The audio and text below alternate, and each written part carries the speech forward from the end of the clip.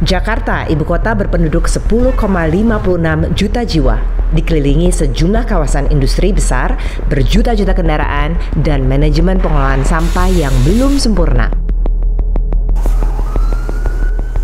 Polusi udara di Jakarta tidak bisa dipandang sebelah mata. Kota ini memiliki tingkat polusi pencemaran udara yang cukup tinggi. Kota dengan tingkat polusi terburuk sedunia. Semua ini berdampak pada hak asasi paling mendasar yang wajib dimiliki seluruh manusia, udara bersih.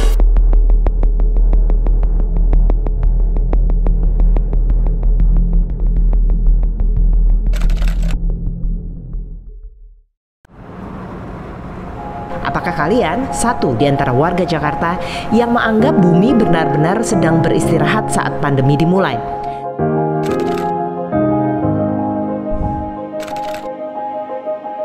Lalu mengapa masih ada hari-hari di mana langit kelam hingga jarak pandang kurang dari 1 km? Apa yang kalian rasakan saat polusi Jakarta sedang parah-parahnya? Aku beberapa hari keluar, pulang selalu sakit tenggorokan. Polusi sekarang tuh udah makin bertambah aja sih, gara-gara ada kemacetan. Kotor, terus ya banyak debu, asap, dan lain-lain. Lumayan buruk deh kayaknya. Untuk mengerti polusi udara, kita harus paham apa isi udara. Udara terdiri dari 2 gas utama, nitrogen dan oksigen.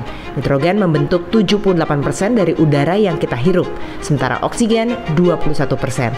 1% sisanya adalah karbon dioksida, neon, helium, hidrogen, dan gas lain. Ada yang namanya partikel PM 2.5 yang paling berbahaya di dalam udara karena ukurannya yang lebih kecil dari diameter sehelai rambut manusia atau sebutir pasir pantai halus. PM 2.5 mudah terhirup dan sangat sulit untuk disaring. Bahkan sebagian besar masker wajah mengalami kesulitan menyaring PM 2.5 karena partikelnya sangat kecil.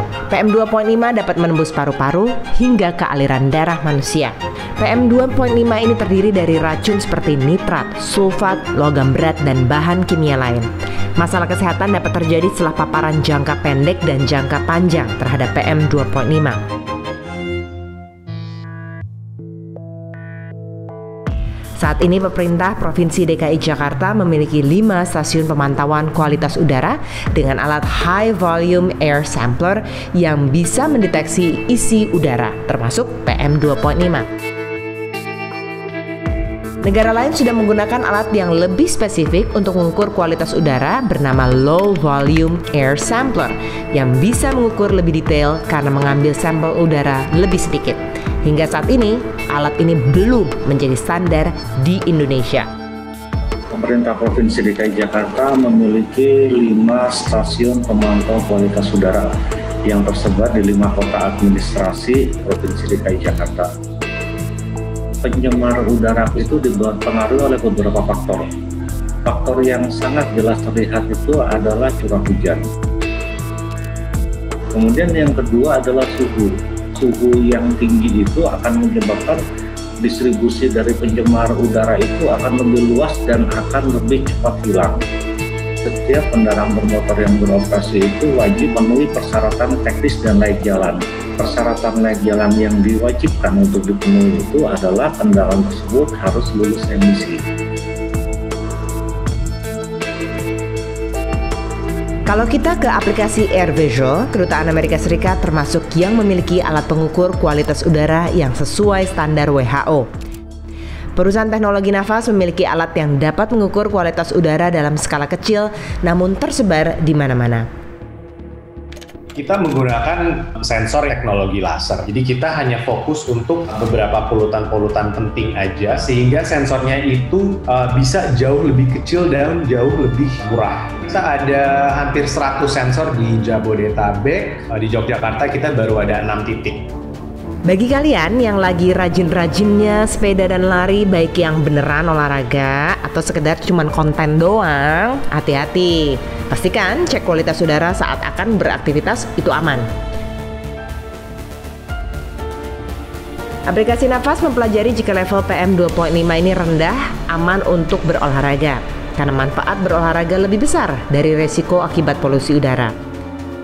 Dari pengamatan alat deteksi kualitas udara nafas, ternyata olahraga pagi hari di luar ruangan justru paling berbahaya dilakukan di Jakarta. Dan daerah yang paling banyak ruang hijaunya memiliki kualitas udara yang buruk.